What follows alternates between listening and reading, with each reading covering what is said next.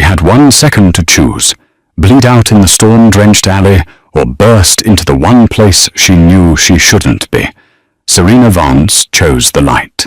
She stumbled through the gilded doors of Il Corvo d'Oro, the most exclusive and dangerous restaurant in the city, clutching the bloody ruin of her side. The music stopped. The clinking of wine glasses ceased. Every eye, cold and calculating, fixed on her. She collapsed onto the marble floor, looking up into the face of the only man who mattered, the owner, Alessandro Castellano. He knelt, his obsidian eyes void of pity, and demanded, "Who shot you?" The rain hammered against the floor-to-ceiling, bulletproof windows of Il Corvo d'Oro. It was a violent, percussive sound, but inside, the only things one could hear were the quiet murmur of the city's elite and the mournful strains of a single cello. The Golden Raven was not a restaurant. It was a fortress of neutrality, a sanctuary of power, and its king sat in his usual booth in the back, shadowed and elevated, just enough to see every entrance. Alessandro Castellano didn't look at the spreadsheets his consigliere, Marco, had placed before him. He was listening to the rain. He hated messes. He hated chaos. His entire life, the legacy of the Castellano family, was built on one principle: absolute control. His restaurant, his territory, his business, all ran with the silent, lethal precision of a well-oiled firearm. "The Petrovic shipments are moving through the docks again," Marco said, his voice a low, respectful rasp. "They're getting bold, Capo." Alessandro traced the rim of his water glass, his dark eyes fixed on the deluge outside. "Boldness is just stupidity with a different suit. Let Dmitri Petrovich have his trinkets. He knows where the line is. And if he crosses it..." Before Alessandro could answer, the heavy, oak and gold doors of the restaurant burst open. It wasn't a gust of wind. It was a person. The cello stopped. The murmuring died. A woman, soaked to the bone in a trench coat that was now plastered to her body, staggered into the foyer. She was clutching her left side, and the hand pressed there was slick with a dark, viscous liquid that dripped onto the pristine, white and gold marble. Alessandro's bodyguards, Nico and Sal, moved instantly. They were trained to neutralize threats, and this woman, gasping, bleeding, and bringing the chaos of the outside world into their sanctuary, was the definition of a threat. "No one in? No one out," Alessandro said, his voice calm, yet it cut through the silence like a razor. His men didn't stop the woman. They locked the doors behind her. The woman stumbled forward, her eyes wide with a mixture of terror and agonizing pain. She looked ordinary. That's what bothered Alessandro the most. She wasn't one of theirs. She wasn't a rival. She was a civilian bleeding from a gunshot wound. In his restaurant, this was a mess. She made it 10 feet before her legs gave out. She pitched forward, her hands flying from her wound in a futile attempt to break her fall. But she didn't hit the floor. Alessandro was there. He had moved with a speed that defied his bespoke, 3-piece suit. He caught her, one arm hooking under her shoulder, the other instinctively going to the wound to apply pressure. Her blood, hot and sticky, soaked his cuff. He felt a sharp, internal spike of cold fury. She was light, trembling like a leaf. Her head lolled back, and he got his first good look at her face. It was pale, streaked with rain and mascara, but it was strong. A sharp jaw, a defiant brow, and eyes, even half-lidded with pain, that were the color of a storm-tossed sea. She gasped, her fingers weakly grabbing the lapel of his jacket. "Please, here." Alessandro ignored her plea. His focus was singular. This was an insult. A shooting this close to his front door meant one of two things. The shooter was sloppy, or they were sending a message. He didn't care which. He leaned in, his voice a low, dangerous growl that was meant for her and her alone. He didn't ask if she was okay. He didn't ask her name. He asked the only question that mattered. "Who shot you?" The woman's eyes fluttered. She tried to focus on his face, to form a word. But the shock, the blood loss, and the sudden, terrifying safety of his arms were too much. Her eyes rolled back, and she went limp. Alessandro held her for a moment, the silence in the room so absolute it was deafening. He looked at the blood on his hand, then at the pale face of the woman who had brought this chaos to his door. He looked up at his consigliere. "Marco, get Dr. Russo.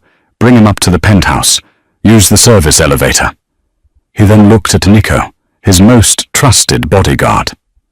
"Lock this place down. My guests are to be compensated for their evening and sent home. Quietly. Check the security feeds for every alley within 6 blocks. Find the shell casings. Find the shooter." Nico nodded, already moving. Alessandro adjusted his grip, lifting the unconscious woman into his arms as if she weighed nothing. He carried her past the shocked stares of his clientele, past the bar, and toward a discreet, private elevator hidden behind a panel of dark mahogany. The guests would be terrified, but they would also be silent. They knew the rules of Il Corvo d'Oro. What happens here stays here, or you answer to Alessandro Castellano. As the elevator doors slid shut, sealing him inside with the bleeding woman, he looked down at her again. A strand of wet, dark hair had fallen across her cheek. He resisted the urge to brush it away. He was not a savior. He was a businessman. And this woman, whoever she was, had just become a very complicated, very bloody liability, or perhaps an opportunity. Serena Vance woke up to the smell of antiseptic and old leather. Her first sensation was a dull, throbbing fire in her side. Her second was the disorienting softness of the bed she was in. This wasn't her apartment. This wasn't a hospital. Her eyes snapped open. She was in a bedroom so large it felt more like a grand hall, decorated in dark woods, charcoals, and deep blues. A massive, unlit fireplace dominated one wall. Through a wall of glass, the skyline of the city glittered, the storm having finally passed. She tried to sit up and hissed, a sharp, stabbing pain reminding her of the wound. She looked down. She was wearing a simple, black silk pajama shirt that was clearly not hers. Her side was heavily and expertly bandaged. "I wouldn't move. I had to repair a tear in your abdominal wall. You were lucky. An inch to the left, and it would have perforated your spleen." Serena's head snapped toward the voice. A man in a rumpled suit, who looked more like a tired butcher than a doctor, was sitting in a leather armchair in the corner, sipping from a small glass of amber liquid. He had greying hair, weary eyes, and hands stained with what she prayed was iodine. "Where am I?" she whispered, her throat raw. "You're in the penthouse above Il Corvo d'Oro," the man said, not unkindly. "You're the guest of Mr. Castellano. I'm Dr. Russo. And before you ask, no, I'm not a licensed practitioner, not anymore. But I'm the best you'll get when you've been shot by a .38 caliber. Il Corvo d'Oro. Castellano." Serena's blood ran cold, a chill far deeper than the rain had caused. Alessandro Castellano. She knew that name. Every journalist in the city knew that name. He was the head of the Castellano crime family. Not a brute, the papers said, but a businessman. He owned shipping, construction, and, it was whispered, every politician north of the river. And she was in his home, in his clothes. The heavy bedroom door opened, and he walked in. Alessandro Castellano was even more imposing than he had been in the restaurant. He had changed out of his blood-stained suit into a simple black turtleneck and dark trousers. He looked less like a restaurateur and more like a panther. He dismissed the doctor with a short, sharp nod. Dr. Russo gathered his bag. She'll live. She needs rest, antibiotics, and no sudden movements. I'll be back tomorrow to check the sutures. He left, and the lock clicked shut behind him. Alessandro didn't approach the bed. He stood by the window, his back to her, looking out at the city he owned. "Serena Vance," he said. His voice was a smooth baritone, but it carried an edge that made the hair on her arms stand up. "Investigative journalist for the City Tribune. You've been making quite a name for yourself. You write aggressive articles." She pulled the silk sheets higher.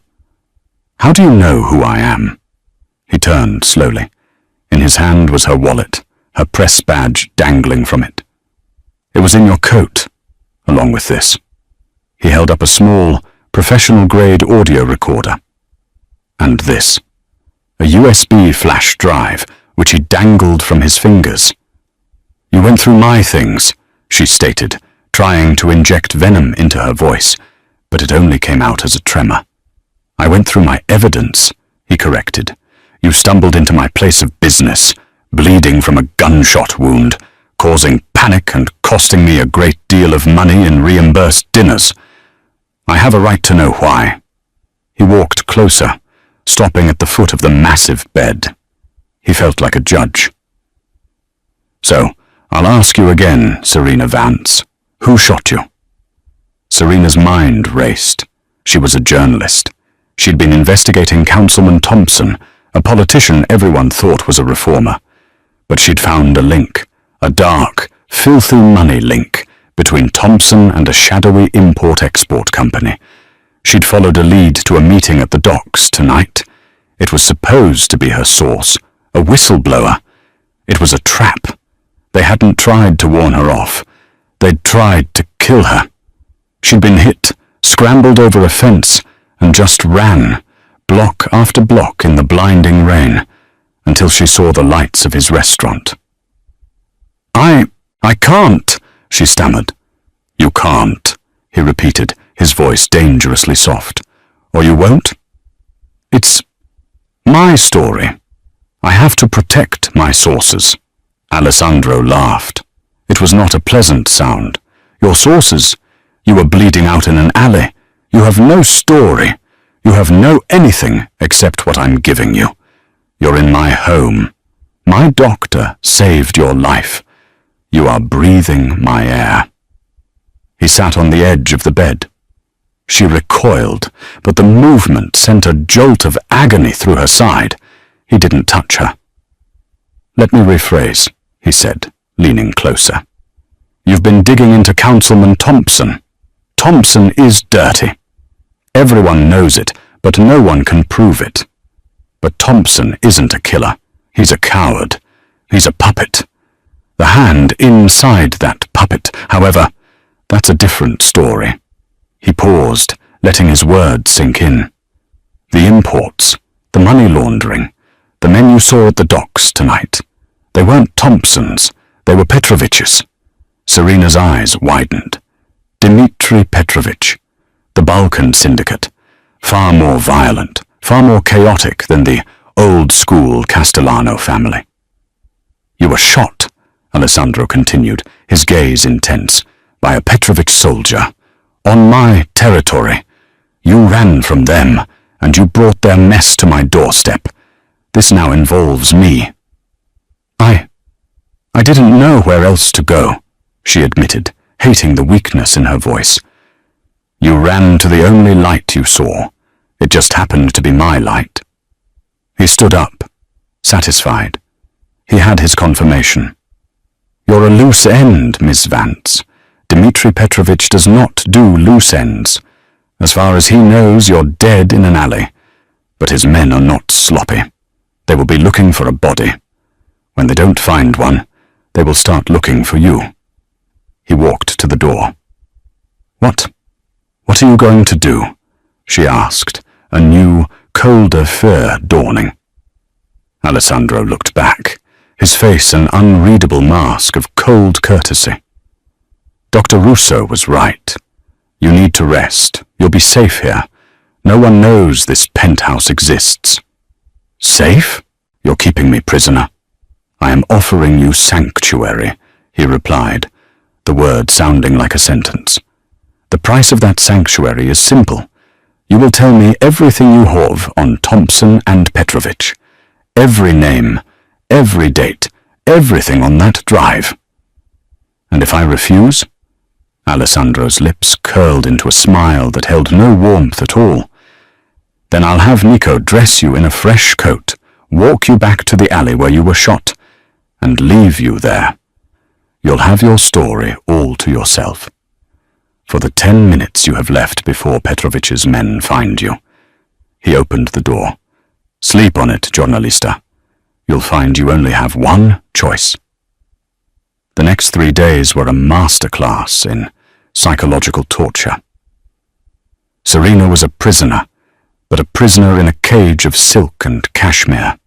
The penthouse was magnificent, a sprawling, 3-story marvel of modern architecture and old-world wealth, all concealed atop the 1920s-era building that housed Il Corvo d'Oro.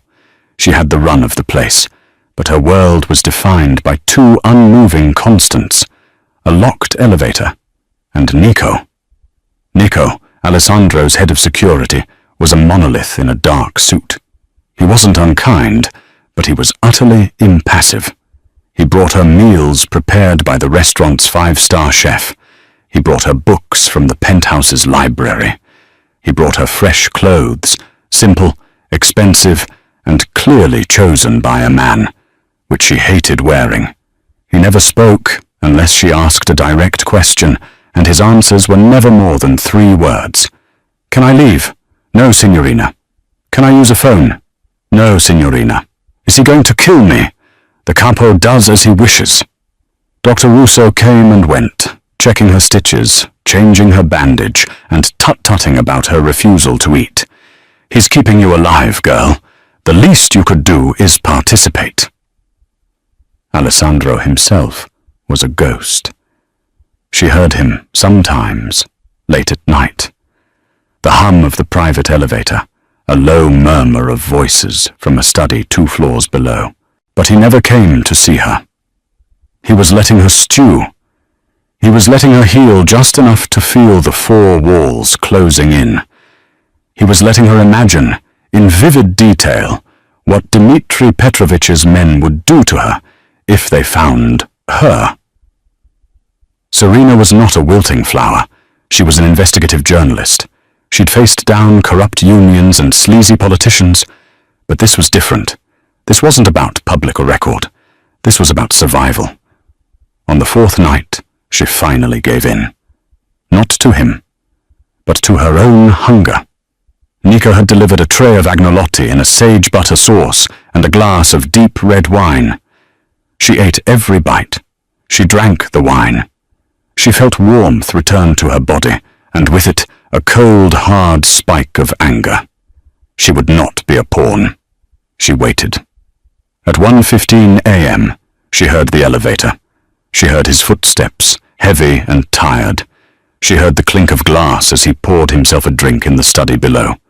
Her wound ached, but she swung her legs out of bed.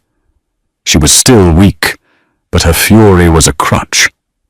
She walked out of the bedroom, down the floating spiral staircase, her bare feet silent on the cold marble. He was in his study, a room walled in glass that overlooked the city. He was standing in front of the window, his back to her, a glass of whiskey in his hand. He was in his shirt sleeves, his tie loosened. "You're awake," he said, without turning. "You knew I was coming." "I knew you were healing." He turned, his eyes sweeping over her. She was wearing his silk pajamas, her hair was a mess, and her face was pale, but her eyes were on fire. He preferred this to the terrified victim he'd carried. "You're hungry, you're angry, you're ready to make a deal."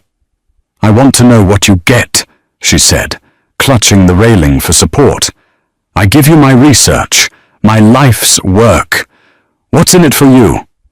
Alessandro took a sip of his whiskey. "Dmitri Petrovich is a plague. He deals in filth, human trafficking, hard synthetics.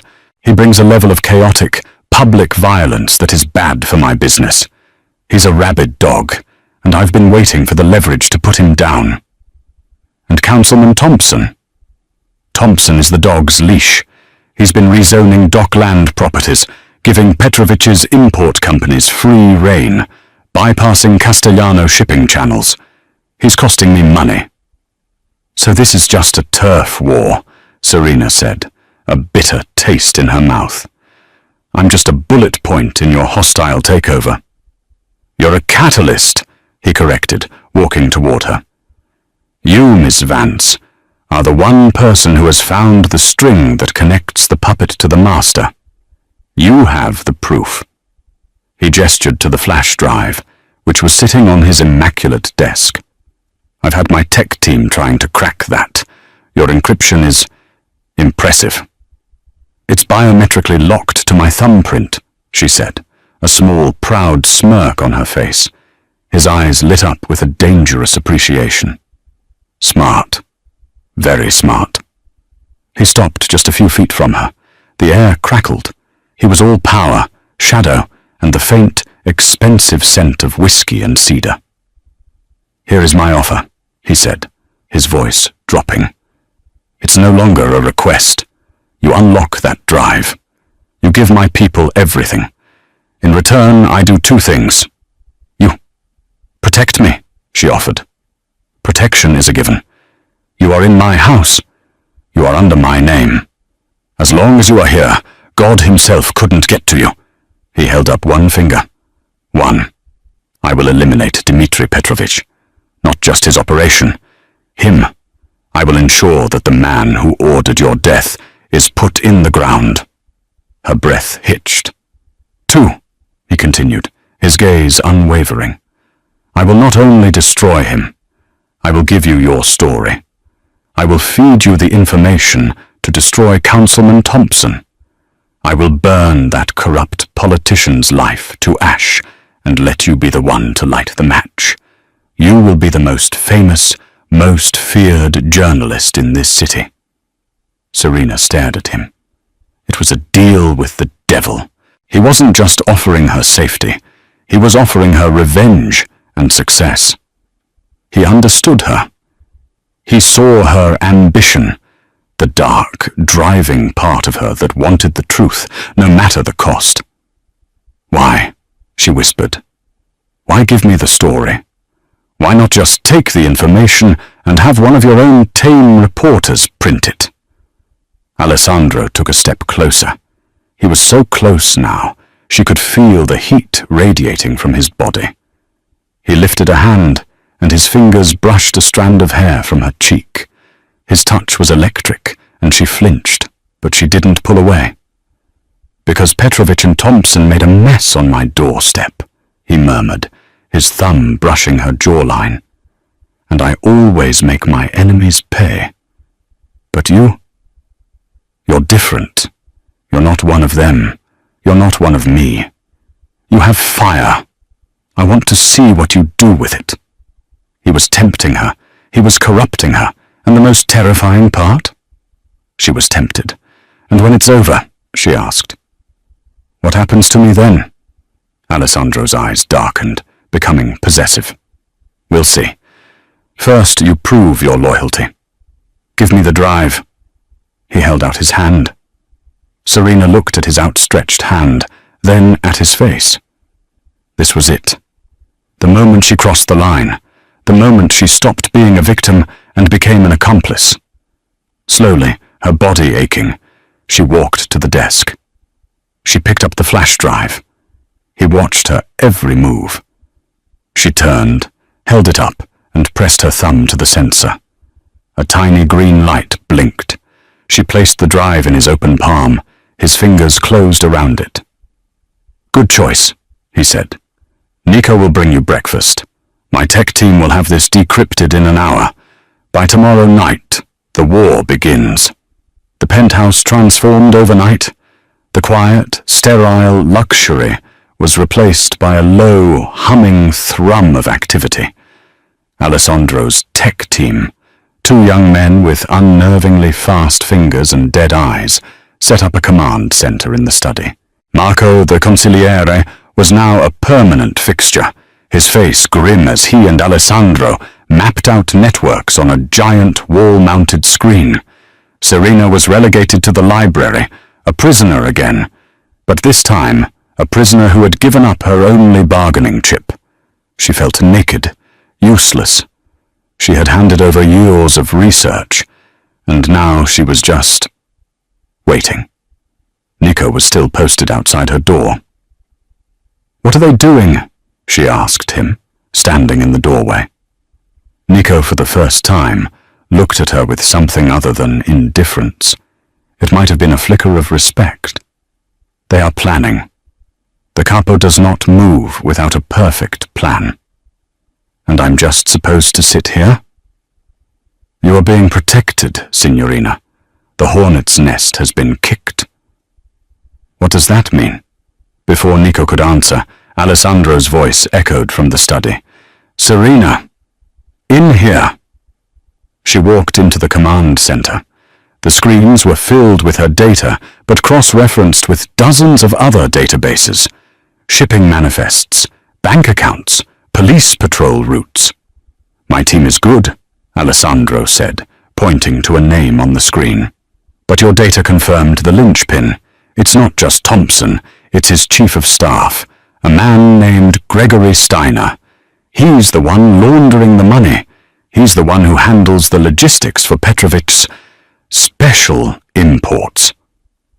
"The trafficking," Serena said, her stomach turning. "Yes." Alessandro's face was stone. "Petrovic brings them in. Steiner files them as displaced refugees, and Thompson's city contracts house them in slum properties before they disappear. They're moving a shipment tonight." Serena felt a wave of nausea. "Tonight? We have to call the police. We have to stop it." Marco scoffed. "The police? Girl, the police are on Thompson's payroll. You call them and you're just tipping them off." "Then what are you going to do?" Serena demanded, looking at Alessandro. "We are going to intercept," Alessandro said. "My men will hit the convoy, will secure the shipment, and deal with Petrovic's soldiers. And the people? The victims? I have a clinic. Doctors. They will be cared for, quietly. Then they will be given passage, real passage, to somewhere safe, far from here." Serena looked at him, stunned. This wasn't in the Mafia playbook, she knew. "I told you, giornalista," he said, seeing the look on her face. "I don't deal in filth. The Castellano family builds. We don't trade in human souls. That is a line we do not cross." He turned to Nico. "You're with me. Sal stays here. Lock this penthouse down. No one in, no one out.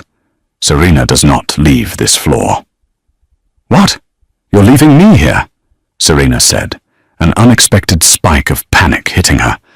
Alessandro paused, buttoning his suit jacket. He looked, for all the world, like a CEO heading to a board meeting, not a Mafia boss heading to war. "My fight is not your fight. Your job is done. Stay here. Stay safe." "Wait," she said, grabbing his arm. The contact was electric. His muscle tensed under her grip. Everyone in the room, Marco, Nico, the tech boys, froze. No one touched the capo. Alessandro looked down at her hand on his sleeve, then up to her eyes. "Be careful," she whispered. His expression didn't change, but his eyes softened for a fraction of a second. He covered her hand with his, squeezed it once, and then removed it from his arm. "Lock the doors," he ordered, and was gone. The penthouse was silent again, but this time it was a suffocating, heavy silence. Serena paced the library. She was no longer a journalist. She was a woman waiting for a man to come back from a war she had started. Hours passed.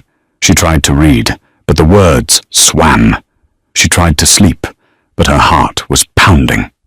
Around 3 a.m., the sound of the private elevator whirring to life made her jump. Sal, the other bodyguard, moved to the door, weapon drawn. The doors opened.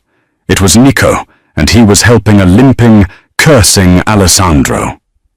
Serena rushed forward. "What happened? Are you hurt?" Alessandro waved her off, his face pale and tight with pain. He had a bloody makeshift bandage wrapped around his left forearm. It was a setup. Petrovich knew, Serena asked, her heart sinking. He knew someone was coming. Not who, Alessandro growled, slumping into a chair as Nico ripped open a medical kit. The shipment was a decoy, a trap, full of his soldiers. Nico started cleaning the wound. It was a deep graze. A bullet had torn through the muscle. "We lost 2 men, Alessandro said, his voice quiet and lethal. He stared into the empty fireplace. "They died because we walked into a trap, and there is only one way Petrovich could have known we were moving tonight." Serena felt the blood drain from her face. "What are you saying? Me? You think I tipped him off?" Alessandro finally looked at her. His eyes were cold, and the brief warmth she'd seen earlier was gone, replaced by the Arctic chill of the capo. "You're the only new variable, Miss Vance. You give me your drive, and less than 12 hours later, my men are walking into an ambush." "No," Serena said, shaking her head, tears of panic and fury welling. "No! Why would I? He tried to kill me. I gave you the data to stop him." "Loyalty is a funny thing," Marco said, stepping out of the shadows. He'd been silent until now. "She's a journalist. Maybe she wanted a bigger story. The fall of 2 families. Maybe she called her cop friends." "I didn't!" Serena screamed. "I swear on my life, Alessandro, I didn't." Alessandro stared at her, his gaze drilling into her. He was searching for the lie. She was trapped, her one protector, now her accuser. Nico finished the bandage, pulling it tight. Alessandro winced. "I didn't," she whispered again, tears tracking down her face. "I want him dead. Just like you." Alessandro was silent for a long, agonizing minute. He looked from her desperate, tear-streaked face to his consigliere's cold, impassive one. "No," Alessandro said finally. "She's not lying." Marco looked surprised. "Capo, how can you be sure?" "Because if she were lying, she'd be better at it," Alessandro said, his voice flat. "She's terrified. She's angry. A traitor would be calm." He stood up, testing his arm. "She's clean, which means the leak is internal." His eyes swept the room, and for the first time, Marco and the tech team flinched. The king was wounded, and now he suspected his own court. "Find it," he ordered Marco. "Tear apart our communications. Find the rat who warned them. I don't care who it is. I want their head." He turned back to Serena, who was trembling in relief. He stepped close, lifting a hand to her face. He didn't touch her. "You are safe," he said. "But the rules have changed. Petrovich knows I'm coming for him, and he knows I have his loose end." He tapped her temple. "You're not just a journalist anymore. You're the one thing he wants, and the one thing I'm not going to let him have." "What does that mean?" "It means you don't leave my side, not for a second."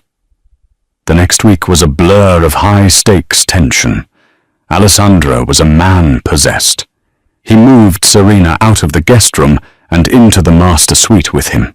"This room has one entrance," he stated flatly, as Nico and Sal moved her things, "and I'll be in it. The leak is still in this building. Until I find it, you are my shadow." Serena's protests died in her throat. It wasn't a suggestion. Living with him was disorienting. She saw the man, not just the capo. She saw him wake before dawn, his injured arm stiff, and spend 30 minutes in silent, pained physiotherapy. She saw him on the phone, not just threatening men, but arranging for the widow of one of the men who died in the ambush, ensuring her mortgage was paid and her children's college was funded. She will want for nothing, Marco. Nothing, or you'll answer to me. He was ruthless. Yes, he was a killer. But he operated by a code she was beginning to understand. It was a dark, bloody, feudal code, but it was a code nonetheless. One night, she woke from a nightmare. She was back in the alley. The rain, the gunshot, the feeling of her own blood. She sat up, gasping, her hand flying to her side. The wound was healing, but the scar would be permanent. Alessandro, who had been working on his laptop in an armchair by the window, was at her side in an instant. "You're safe," he said, his voice rough with lack of sleep. "You're here. You're safe." "I can't get it out of my head," she whispered, her hands shaking. The sound of the gun. He sat on the edge of the bed. He didn't offer platitudes. He didn't coo. He simply stated a fact. The first time is the hardest. The first time you realize the world is not what you thought, that there are no good guys. "Not really. Is that what you believe?" she asked, looking at him. In the moonlight, his face was less a mask of power and more a map of burdens. "I believe in my family," he said. "I believe in my name. And I believe that to protect those things, you must be willing to do what others will not. You must be willing to become the monster that keeps the other monsters at bay." He looked at his bandaged arm. Petrovich is a monster without a code. He enjoys the chaos. He enjoys the filth. And that is why he must be removed. He reached out, and this time his touch was hesitant. He brushed the hair from her damp forehead. "You have seen the filth, Serena. You tried to fight it with a pen. But a pen cannot stop a bullet." "And you can?" "I am the bullet," he replied. A strange, terrifying intimacy bloomed in the dark. She was living with a man who had killed, who would kill again. And yet, in that moment, she had never felt safer. She was a journalist who'd lost her objective truth. He was a capo who had just shown a crack in his armor. She leaned into his touch, just slightly. A silent acknowledgement. His eyes searched hers, and he saw her fear, her confusion, and her strength. He saw the woman who had walked into his study and demanded a deal, not the girl who had bled on his floor. He leaned in, and she knew he was going to kiss her. Her heart hammered. This was wrong. It was Stockholm Syndrome. It was inevitable. The kiss was not gentle. It was hard, possessive, and desperate. It was a claim. It tasted of whiskey and control, and a deep, aching loneliness she suddenly recognized because she felt it too. It was the collision of two worlds, and in that moment, she didn't want to pull away. She kissed him back, her fingers tangling in his shirt, holding on like he was the only solid thing in a world that had dissolved around her. He pulled back first, his breathing heavy. His eyes were black with an emotion she couldn't name. "Alessandro," she breathed. "This," he said, his voice raw, "changes nothing, and it changes everything. When this is over, you will have a choice to make. A choice. To run as fast as you can from this life, or to stay." Before she could answer, his phone buzzed on the nightstand. A single text. He looked at it, and his entire demeanor shifted. The lover was gone. The capo was back. "What is it?" Serena asked. "The rat," Alessandro said, his voice pure ice. "We found him, and the final piece of your puzzle." He stood up.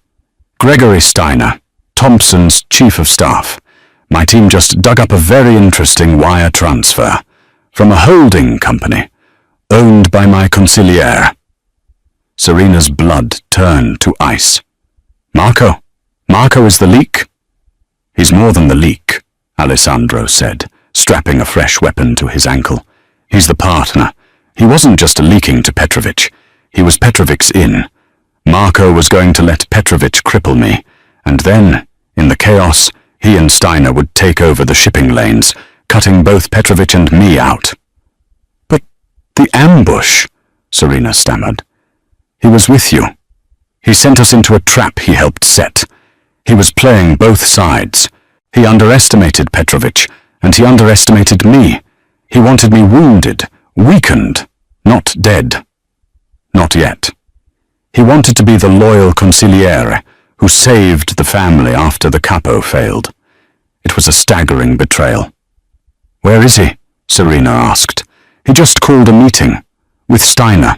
At the old shipyard," Alessandro said, shrugging on his jacket.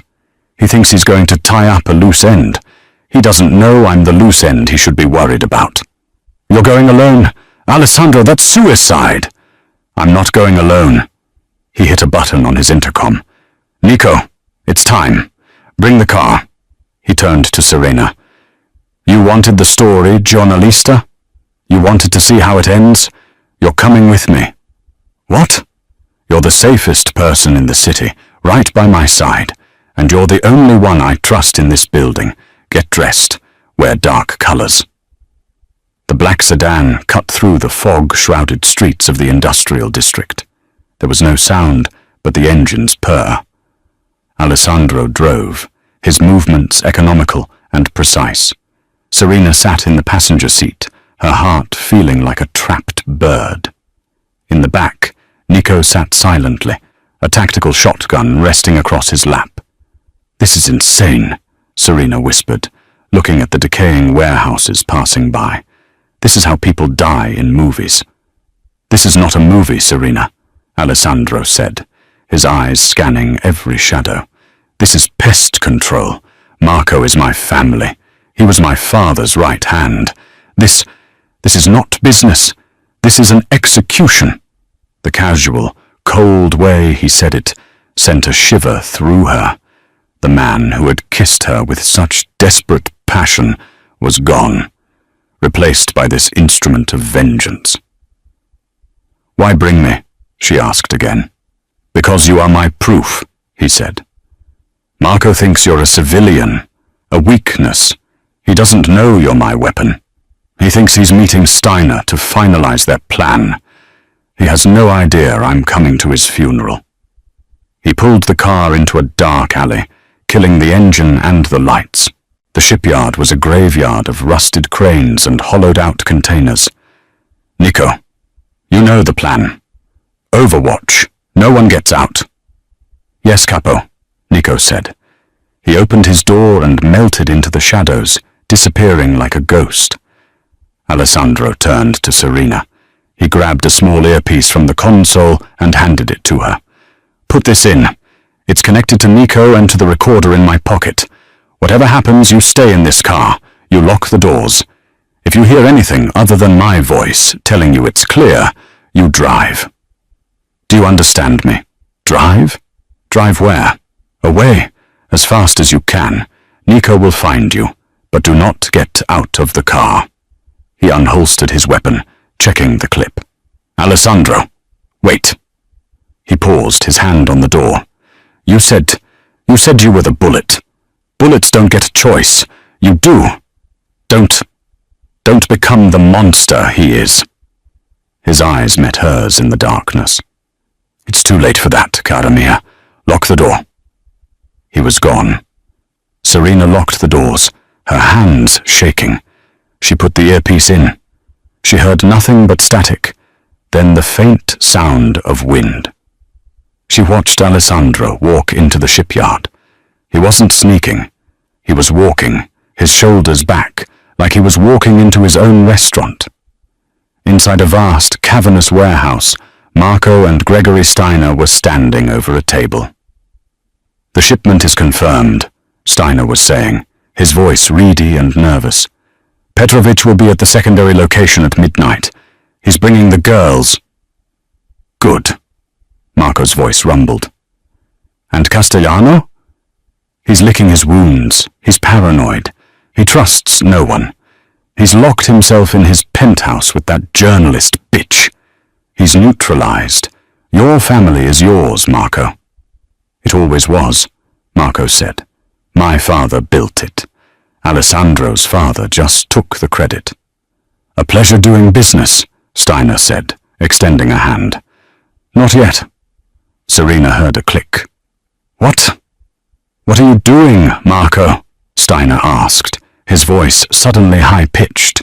Tying up loose ends, Marco said. You talk too much, Gregory. And you're the only one left who knows I was involved with Petrovich. No, wait, we have a deal. The deal is off. Stop! Serena screamed, forgetting she was in the car, but her voice was drowned out by a sound that came from the earpiece and from the warehouse. A single, echoing gunshot. Serena clamped her hand over her mouth. That was messy, Marco, Alessandro's voice said, echoing in the warehouse. Serena heard a gasp, then the sound of Marco scrambling, his own gun being drawn. Alessandro, Capo, thank God. This bastard, Steiner. He was the leak. He pulled a gun. I had to. Save it, Alessandro said. He was calm. You were always a terrible liar, Marco. My father knew it too. He kept you close because you were predictable. What are you talking about? I'm your loyal... You set up the ambush. You cost me 2 men. You've been in bed with Petrovich and this politician for months. You are going to kill Steiner, then feed Petrovich to me, and play the hero who saved the family from the man who crippled it. It was a good plan. Almost. There was a long silence. So, Marco said, his voice dropping, it comes to this.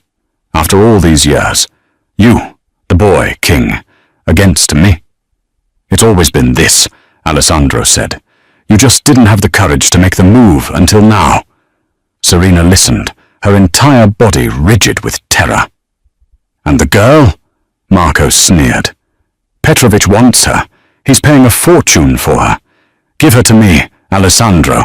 We can still make a deal. We can blame it all on Steiner. She's not part of any deal. She's family. Then you'll die with her, Marco roared. A volley of gunshots exploded. Serena screamed. She couldn't tell who was shooting. The earpiece was a cacophony of gunfire and shouting. Nico! Alessandro yelled. A different sound. A boom.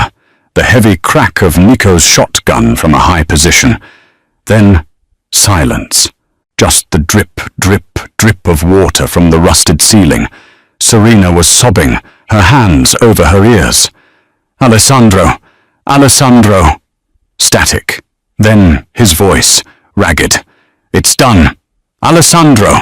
She cried into the void. Clear! Warehouse is clear! Nico, are you... I'm fine, Capo. Nico's voice came over the earpiece. Target is neutralized. Marco is down. Serena's legs felt like water. She fumbled with the door lock, adrenaline surging. She ignored his order. She got out of the car and ran. She burst through the warehouse doors and stopped. Gregory Steiner was dead near the table. Across the vast expanse, Marco was slumped against a container, his face a mask of surprise, dead. And Alessandro was standing in the middle of it all, his gun hanging at his side. He was breathing heavily, but he was untouched. He saw her, and his face hardened. I told you to stay in the car. I thought you were... You don't think, he roared, striding toward her. He grabbed her by the shoulders, his grip bruising. In my world, you listen. You obey, or you die. Do you understand me? She was too shocked to speak. She just nodded, tears streaming down her face. His fury evaporated as quickly as it came. He saw her terror.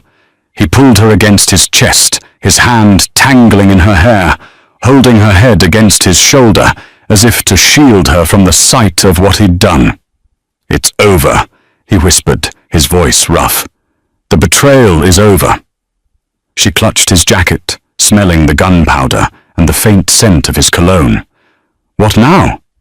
Now, he said, his voice turning to steel. We finished the job. Marco was just a symptom. Petrovich is the disease, and I'm the cure. The meeting is still on, Alessandro said, his voice quiet as they drove away from the shipyard, leaving Nico to clean up. Serena, still in shock, just stared at him. What? How? Steiner is dead. Marco is dead. Petrovich doesn't know that, Alessandro explained, his cold calm returning. He was checking his phone. Steiner was just the middleman. Petrovich is meeting the supplier at midnight.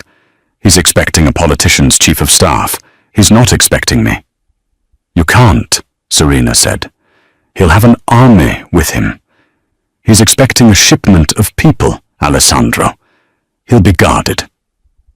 He'll be exposed, Alessandro corrected. He thinks I'm at home, paranoid and wounded. He thinks Marco is his partner. He's arrogant, and arrogance is where I make my living. So what's the plan? You're going to walk in and challenge him? No, Alessandro said, a dark, dangerous smile touching his lips. You are. Or rather, your story is. He pulled the car over 2 blocks from the final location, a supposedly abandoned fish processing plant on the darkest edge of the docks. My men are in place. They have been since Marco's text. This whole warehouse was just a detour. He turned to her, his face serious in the green glow of the dashboard lights. Serena, I need you to do what you do best. I need you to be a journalist, a very specific kind of journalist. What are you talking about? He handed her a burner phone. The police are on their way, the real police. She stared at him. You called the cops? No, you did. An anonymous tip. You told them that Councilman Thompson and Dmitri Petrovich were conducting a massive human trafficking operation at this address. You gave them names, dates, shipping container numbers. How? Your drive, he said, tapping his temple. It wasn't just data. It was a map. I just had to decide which route to take. I'm choosing the one that burns everyone. But your men? You'll be caught in the crossfire. The police are slow, Kara. They will get here. But not before I'm finished. I just need them to handle the cleanup. I need them to arrest Petrovich, to arrest Thompson when Petrovich sings. I need this to be public, messy, and undeniable. I need your story to be the one they tell. You're using me to call the police? That's your grand plan? That's half the plan. The police will catch the soldiers. I am going for the king. He got out of the car. What about me? She yelled, following him. You stay here, you watch, and you write, he said. This is the story you were bleeding for. Go get it. He didn't wait for a reply. He walked toward the processing plant, disappearing into the fog. He was one man, walking into a hornet's nest. Serena sat in the car, her heart pounding. She heard the first distant shout, then a gunshot, then a cacophony. The war had begun. She watched, helpless, as muzzle flashes lit up the windows of the plant. It was a war zone. Then she heard the sirens, far away but closing fast. He's trapping them, she realized. He's using the police as his anvil, and his men are the hammer. A man burst out of the side door. He was big, wearing a heavy coat, and he was running, clutching a briefcase. It was Dmitri Petrovich. He was running from the fight, running from the sirens. He sprinted down the pier toward a sleek, black speedboat, tied at the end. But someone was waiting for him. Alessandro. He stepped out from behind a stack of lobster traps, blocking Petrovich's path. The 2 men stood silhouetted against the dark, churning water. Serena couldn't hear what they were saying, but she saw Petrovich drop the briefcase and raise his hands. He was trying to negotiate. Alessandro didn't move. Petrovich made a sudden lunge, pulling a hidden weapon from his ankle. He was fast. But Alessandro was faster. 2 shots, so close together they sounded like one. Pop, pop. Petrovich froze. He looked down at his chest, then up at Alessandro, his face a mask of disbelief. He crumpled to the ground. Alessandro stood over him for a moment. He kicked the gun away from Petrovich's hand. Then he picked up the briefcase. The sirens were deafening now. Police cars swarmed the front of the processing plant. Officers piled out, guns drawn, shouting. Alessandro didn't run. He didn't hide. He simply walked back down the pier, briefcase in hand. He walked past the firefight, past the shouting cops, and got into the passenger seat of his car. He tossed the briefcase into Serena's lap. "It's done," he said, his voice devoid of emotion. Serena stared at him, then at the briefcase. What's in it?" "Their entire operation, hard drives, ledgers, bank codes, everything you need to link Petrovich, Steiner, and Thompson to every crime they've committed for the last 5 years. You're just giving it to me?" "I told you I would," he said. He looked at the chaos unfolding in his rearview mirror. The police were cuffing Petrovich's men. The shipment of victims was being led out, safe. "You get your story, giornalista, the biggest one of your life." "And you," she whispered, "what do you get?" Alessandro Castellano looked at her, his eyes dark and unreadable. The monster who had just executed a man on a pier was gone, replaced by someone else. "I get peace," he said. "My territory is clean. The betrayal is purged." He started the car. "Now let's get you home. You have a story to write." The next 48 hours were a whirlwind. Alessandro didn't take Serena to the penthouse. He took her to a secure, high-end hotel suite. "No one will look for you here," he'd said. "Write your story. When you're done, call this number. Someone will get it to your editor. Be a ghost." For 2 days, Serena didn't sleep. Fueled by adrenaline, she poured everything onto the encrypted laptop he'd provided. The data from the briefcase, her original research, it was all there. All the names, all the connections, almost all. She left one name out. His. The story, attributed to an anonymous source, hit the Tribune like a bomb. Councilman Thompson was arrested mid-press conference. The city's corrupt machine choked on the scandal. Serena Vance was declared a hero, a lion of journalism, who was recovering in a secure location. From her hotel window, Serena watched the city she'd upended. She had won. She had gotten her story. But she felt empty. She had told the truth. But by omitting Alessandro, she was no longer an objective journalist. She was an accessory. She was his. That night, a private elevator she didn't even know existed opened. Alessandro stepped out. He was in a perfectly tailored tuxedo, his arm no longer in a sling. He looked like he was on his way to the opera. "An incredible story," he said, his voice light. "They're calling you a hero." "I'm a liar," Serena said, turning from the window. "I left you out." "You left out the context," he corrected. "You told the truth that mattered. Thompson is gone. Petrovich's empire is ash.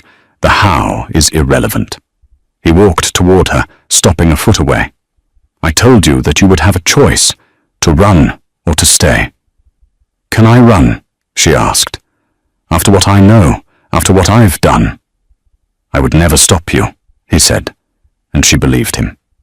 "You are free to go. You can go back to your old life. Be the hero. But it will be lonely." "And if I stay," she whispered. "Then you are no longer a journalist," he said, his voice low. "You are no longer an observer. You are mine. You will live in my world. You will be protected. You will have everything. But you will have to accept what I am." "A monster," she said. "A king," he replied, and kings must make difficult decisions, as you just did when you omitted my name from your truthful story." He was right. She had already made her choice the moment she'd protected him. "My old life is gone," she said, the realization settling on her like a shroud. "It ended the second you caught me." "It ended," he murmured, "and a new one began." He held out his hand. "Il Corvo d'Oro reopens tonight. I am celebrating. I want you by my side." Serena looked at his outstretched hand. It was the same hand that had pressed against her wound, the same hand that had held a gun. She knew what this meant. To take it was to step out of the light of her old life and into the permanent, luxurious shadow of his. "They'll be looking for me," she said. "The media.